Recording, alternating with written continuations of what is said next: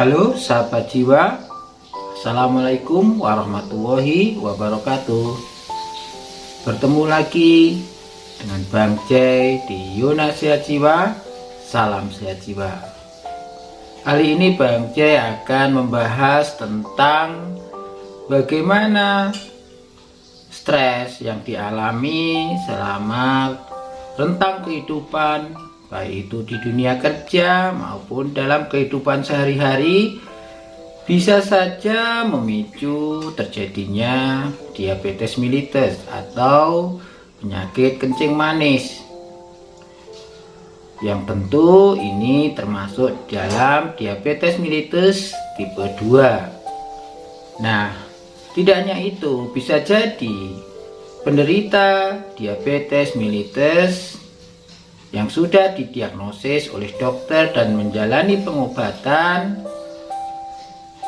bisa bertambah parah kondisi penyakitnya, atau kadar gula di dalam darahnya tidak stabil walaupun sudah melakukan program pengobatan yang baik.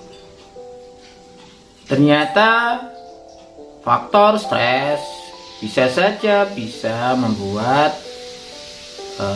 gula darah itu tidak stabil. Nah, oleh karena itu tentu penting buat kita bagaimana kita bisa mengendalikan stres kita, dapat mencegah situasi yang menimbulkan stres. Nah, oleh karena itu untuk mendapat bahasan lebih rinci dan bagaimana mengatasinya, silahkan disimak sampai akhir, jangan di skip.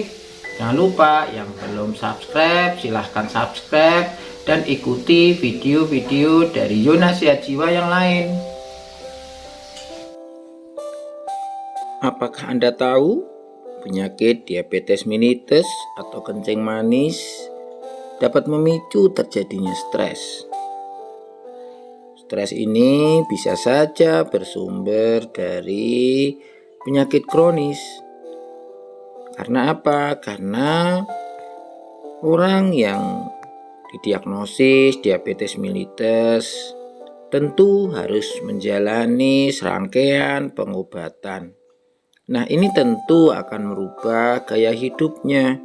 Nah, jika orang tersebut tidak memahami atau kurang mendapatkan pemahaman tentang hal tersebut, tentang pengobatan, tentang diet, tentang gaya hidup yang harus dijalani, bisa saja mengalami ketidakpastian dan ketidakjelasan, termasuk ketidakpastian akan penyakit. Karena seringkali penyakit diabetes mellitus atau kencing manis menimbulkan komplikasi di organ lain. Nah, bisa jantung, bisa ginjal, bisa kulit. Nah, tentu hal ini menimbulkan disabilitas atau ketidakmampuan melakukan aktivitas sehari-hari. Tidak hanya itu, akibat menderita diabetes mellitus tidak bisa bekerja kembali seperti biasanya, sehingga cenderung mengalami kesulitan finansial atau keuangan. Tentu ini bisa memicu stres yang dialami. Sementara stres sendiri bisa saja memengaruhi kadar gula darah, sehingga pengobatan yang dilakukan tidak menimbulkan efek yang optimal. Gejala stres yang ditimbulkan bisa saja dalam bentuk iritabilitas atau sangat sensitif dan mudah tersinggung, kesulitan dalam hubungan sosial dengan teman atau tetangga, ketegangan pikiran, emosional hingga mengalami kecemasan, sedih yang berlebihan, serta kehilangan minat pada hal-hal yang pernah dulu dilakukan. Tidur juga seringkali terganggu, merasa lelah, sakit atau nyeri di sekujur tubuh, termasuk sakit kepala dan masalah kognitif. Ketika itu dirasakan, berarti Anda sudah mengalami yang namanya stres. Penderita diabetes mellitus rata-rata memiliki tingkat stres sedang dan ciri-ciri mudah marah, mudah sensitif, sulit beristirahat, merasa lelah karena cemas, tidak sabaran, gelisah, dan tidak dapat memaklumi hal yang dapat mengganggu.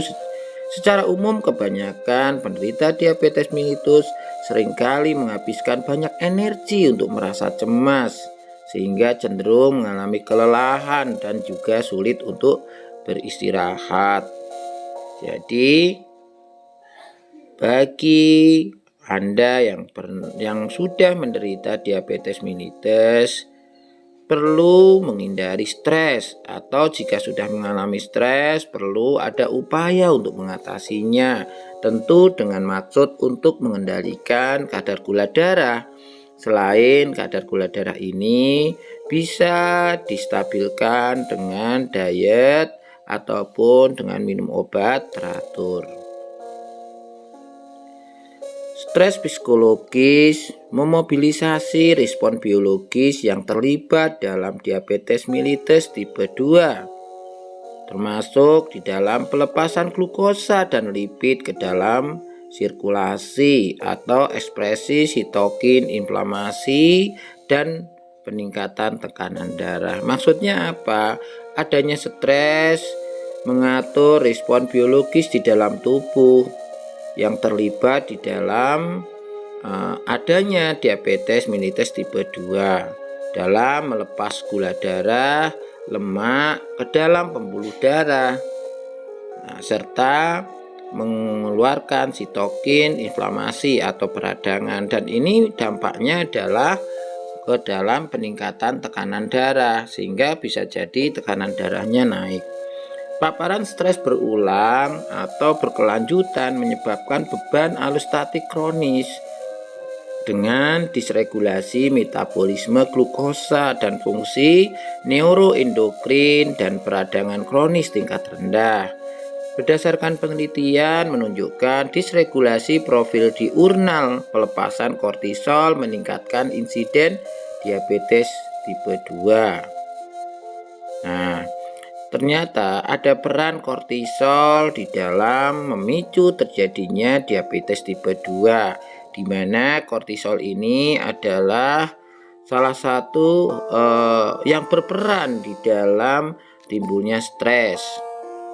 Studi epidemiologis mengimplikasikan depresi, stres kerja yang kronis, dan kesulitan hidup dapat menjadi faktor resiko untuk diabetes tipe 2. Stres dapat mempengaruhi perilaku penderita DM tipe 2. Efek buruk dari stres psikologis ini pada perilaku kesehatan bisa dalam bentuk kepatuhan pilihan makanan, aktivitas fisik, dan kepatuhan terhadap pengobatan, juga berkontribusi terhadap resiko diabetes tipe 2. Jadi, akibat stres psikologis, mungkin saja perilaku kesehatannya sudah tidak sesuai dengan yang diharapkan dari pengobatan diabetes mellitus, baik tentang dietnya, aktivitas fisiknya, maupun kepatuhan dalam pengobatan. Tentu ini sangat mendorong munculnya resiko diabetes tipe 2 yang lebih parah.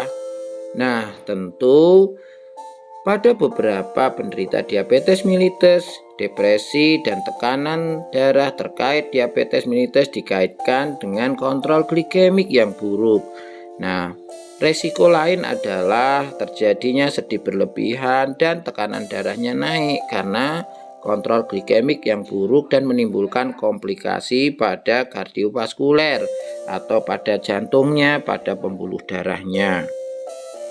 Melakukan tindakan sejak dini dalam mengatasi stres akan membantu Anda memahami dan mengatasi banyak efek penyakit kronis, termasuk diabetes mellitus ini. Belajar mengelola stres akan membantu Anda mempertahankan pandangan hidup yang positif secara fisik, emosional, dan spiritual. Jika memang dibutuhkan, Anda bisa meminta bantuan tenaga kesehatan. Selain berobat, ke dokter penyakit dalam, juga bisa berobat ke psikiater atau mungkin mendatangi psikolog atau perawat spesialis keperawatan jiwa untuk belajar bagaimana cara memanajemen mengatasi stres. Strategi-strategi ini dapat membantu Anda mendapatkan kembali rasa kontrol diri dan meningkatkan kualitas hidup Anda. Jika mengalami cemas dan depresi yang sulit dikendalikan, tentu saran Bang Jai tadi berobat ke fasilitas kesehatan yang menyediakan pelayanan kesehatan jiwa perlu dilakukan. Untuk apa? Untuk membantu mengatur suasana hati Anda dan membuat Anda merasa jauh lebih baik. Tidak usah takut dicemooh orang untuk bisa berobat ke rumah sakit yang menyediakan pelayanan kesehatan jiwa. Lebih baik kita malu daripada penyakit diabetes mellitusnya ini tidak terkendali gara-gara glukosa darahnya tidak stabil. Nah, banyak upaya bisa dilakukan untuk mengatasi stres, cemas, depresi. Selain dengan mendatangi fasilitas kesehatan, bisa juga melakukan meditasi, yoga, melakukan teknik distraksi imajeri, teknik relaksasi, dan mungkin Anda bisa menonton video-video di Yunasehat Jiwa sebelumnya. Untuk apa? Belajar bagaimana cara memanajemen stres yang baik. Melakukan aktivitas ringan, menata tanaman, berkebun, merawat tanaman, atau mendengarkan musik, atau melakukan aktivitas hobi, ya memasak, ya atau merangkai bunga, atau menonton TV. Sebenarnya juga bisa mengurangi stres, tetapi itu semua hanya berdampak secara emosional saja. Ketika stres ini akan teratasi dalam jangka panjang, ya harus menggunakan mekanisme coping, berfokus pada masalah dengan mendatangi tenaga kesehatan yang mampu, misalnya perawat spesialis keperawatan jiwa,